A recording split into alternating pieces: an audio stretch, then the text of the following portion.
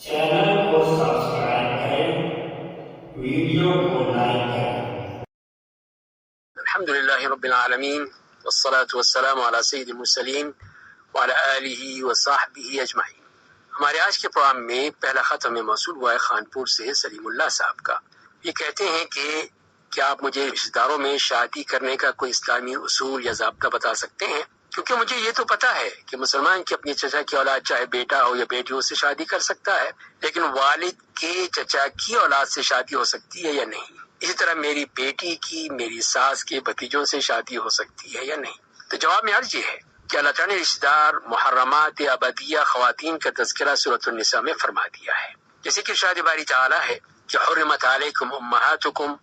وبناتکم وخواتکم وعماتکم وخالاتکم وبنات الاخ وبنات الاخت الآیہ۔ تو جس میں فرمایا گیا کہ تم پر حرام کر دی گئی تمہاری مائیں، تمہاری بیٹیاں، تمہاری بہنیں، تمہاری پھپھیاں، تمہاری خالائیں، تمہاری بھتیجیاں اور بھانجیاں۔ تو ہم یہ کہہ سکتے ہیں کہ 7 قسم کے محرمات ابدیہ یہ ہیں، جس میں ماں ہے اس میں نانی اور دادی بھی شامل ہو گئی،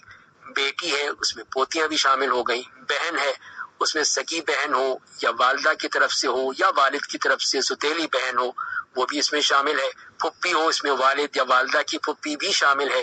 خالہ اس میں والد یا والدہ کی خالہ وہ بھی شامل ہے، بھتیجی اس میں بھائی کی بیٹیاں اس کی پوتیاں بھی شامل ہیں، بھانجی اس میں بہن کی بیٹی اور اس کی پوتی وہ بھی شامل ہیں۔ تو رشتہ داروں میں ان کے علاوہ جتنی بھی خواتین ہیں ان سے نکاح حلال ہوگا۔ اسی لیے اللہ تعالیٰ نے اس آیت کے بعد جو فرمایا ہے کہ وَأُحِلَّ لَكُم مَّا وَرَاءَ ذَلِكُمْ، اور تمہارے لیے جو ان کے علاوہ ہیں وہ حلال کر دی گئی، ان خواتین سے تم وہ شادی کر سکتے ہو۔ اسی بنا پر چچا اور پھپھی کی بیٹی، اسی طرح ماموں اور خالہ کی بیٹی سے نکاح حلال ہے، اور اس کے بارے میں قرآن کریم نے صراحت بھی کی ہے، چنانچہ فرمایا ہے کہ یا ایھا النبی انا احللنا لک ازواجک اللاتی آتیت اجورہن وما ملکت یمینک مما افاء اللہ علیک وبنات عمک وبنات عماتک وبنات خالک وبنات خالاتک۔ فرمایا کہ اے نبی ہم نے آپ پر آپ کی وہ بیویاں حلال کر دی ہیں جن کے حق کے مہر آپ ادا کر چکے ہیں، اور وہ کنیزیں بھی جو آپ کی ملکیت میں ہیں جو اللہ نے آپ کو غنیمت کے مال سے دی ہیں۔ نیز آپ کے لیے چچا، پھپھیوں، ماموں اور خالاؤں کی بیٹیاں حلال ہیں۔ ان تمام تفصیلات کی بنا پر ایک لڑکی کی شادی اپنے والد کے چچا کے بیٹے سے ہو سکتی ہے، کیونکہ کسی انسان کا چچا اس انسان کی اولاد کے لیے بھی چچا کا ہی حکم رکھتا ہے، لہذا لڑکی کے والد کا چچا لڑکے کا بھی چچا ہی لگا، اور اس کا بیٹا اس لڑکی کے لیے چچا کا بیٹا ہوا، اور لڑکی کی شادی اس کے چچا سے ہو سکتی ہے۔ اس طرح آپ کی بیٹی کا نکاح آپ کی ساس کے بھتیجے سے ہو سکتا ہے، کیونکہ آپ کی ساس کا بھائی آپ کے بیٹے کا ماموں لگا، کیونکہ اس لڑکے کے والد کا بھی ماموں ہے، اور والد کے ماموں اولاد کے لیے بھی ماموں کا ہی حکم رکھتا ہے، اور یہ جائز ہے کسی لڑکی کا اپنے ماموں کے بیٹے سے نکاح کیا جا سکتا ہے، اس میں کوئی شک یا اس میں کوئی بھی حرمت نہیں ہے۔ اگلا خط میں راولپنڈی سے احسان الحق صاحب کا ہے کہ بعض ممالک میں یہ کہا گیا ہے کہ زکوٰۃ کا نصاب انہوں نے مقرر کر دیا، جیسے کہ $2700 مقرر کیا، لیکن 85 گرام خالص سونے کی قیمت تو بہت زیادہ ہے۔ تو وہ یہ پوچھتے ہیں کہ میں کیا کروں، کیا میں اس جو اسلامی تنظیم ہے یا وہاں کے لوگ ہیں انہوں نے جو اعلان کیا اس کو حساب دوں یا میں اپنے آپ حساب لگاؤں، مجھے کیا کرنا چاہیے؟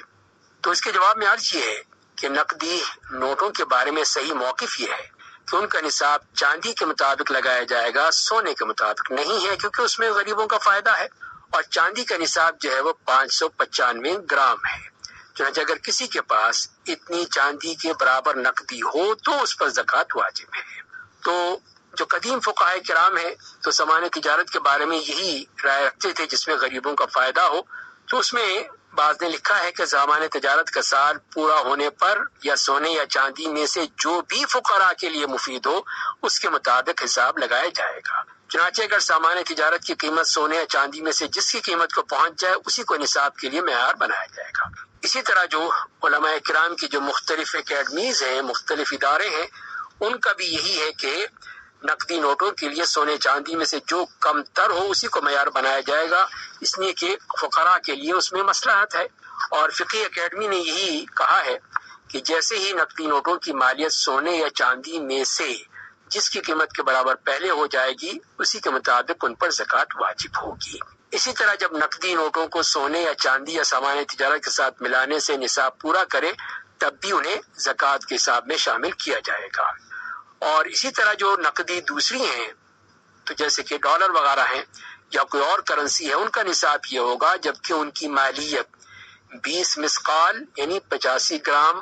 سونا یا 140 مسقال یعنی 595 گرام چاندی کے برابر اس وقت ہو جب آپ پر ڈالر یا کسی اور کرنسی میں زکوٰۃ فرض ہو رہی ہو، تو یہاں دونوں میں سے اسی کو معتبر سمجھا جائے گا جس کا دونوں نصابوں میں سے غریب لوگوں کا فائدہ ہو۔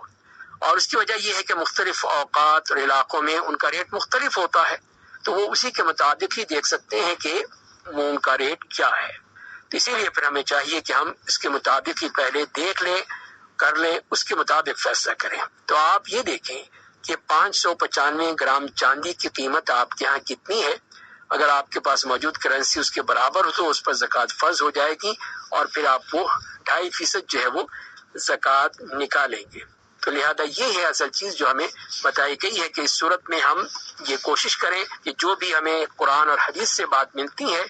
وہ ہم کریں گے۔ اس کے علاوہ اگر کوئی اور چیز جو ہے وہ اس میں چیز ثابت نہیں ہوتی ہے تو لہذا اس کو چھوڑ دیں، اس کو استعمال نہ کیا جائے، بلکہ وہی حکم لیا جائے جو ہمیں قرآن و حدیث سے ملتا ہے، اسی کے مطابق کوشش کی جائے تو وہی چیز جو ہے وہ ہمیں صحیح طور پر اس کو عمل کرنے میں آسانی ہوگی۔ اگلا خط ہمیں ملا ہے چمن سے دیا شاہ صاحب کا کہ مسلمان پر کسی غیر مسلم شخص کے متعلق کیا واجب ہے۔ تو اس کی پہلی بات تو یہ ہے کہ ہم اللہ تعالیٰ کی طرف ان کو دعوت دیں، ان کو بلائیں کہ وہ اللہ کے دین کو سمجھیں۔ وہ جب ایک مسلمان ملک میں رہتے ہیں تو ان کے لیے لازمی ہے کہ وہ اس دین کو بھی سمجھنے کی کوشش کریں جس پر یہ تمام مسلمان جو ہے وہ کاربند ہے۔ دوسرا واجب ہے اگر کوئی غیر مسلم شخص ذمہ ہو یا اس نے پناہ لی ہوئی ہو تو اس پر جانی یا مالی ظلم نہ کرے، ان کی عزت پہ حملہ نہ کرے، ان کے کسی چیز پہ، ان کی جائیداد ہے، ان کے عبادت گاہیں ہیں، ان پر کسی قسم کا کوئی بھی حملہ کرنا یا ان کو تباہ کرنا یہ ناجائز ہے، حرام ہے۔ اور اسی طرح ان کے ساتھ خرید و فروخت ہے، کرایہ داری کے معاہدے ہیں، اس میں کوئی حرج نہیں ہے، کی جا سکتی ہیں۔ جیسے کہ ہم خود دیکھتے ہیں کہ نبی کریم صلی اللہ علیہ وسلم کی ذرا ایک یہودی کے پاس آپ صلی اللہ علیہ وسلم کے اہل خانہ کے راشن کے عوض گروی رکھی ہوئی تھی۔ اور چوتھی بات یہ ہے کہ سلام کرنے کے معاملے میں وہ ہمیں ابتدا کرنے سے منع کیا ہے، وہ سلام کریں تو ہم اس کا جواب دیں گے۔ اور انہی حقوق میں یہ ہے کہ ان کے ساتھ حسن سلوک کیا جائے، اگر پڑوسی ہیں تو اس میں تو زیادہ ہمارے لیے ان کا ہوگا کہ ہم جتنا بھی ہو سکے ان کے ساتھ بہترین سلوک کریں تاکہ وہ ہمارے سلوک سے متاثر ہو کر ہمارے اسلام کی طرف بڑھیں۔ اللہ تعالیٰ ہمیں اس بات کو سمجھنے اور عمل کرنے کی توفیق عطا فرمائے۔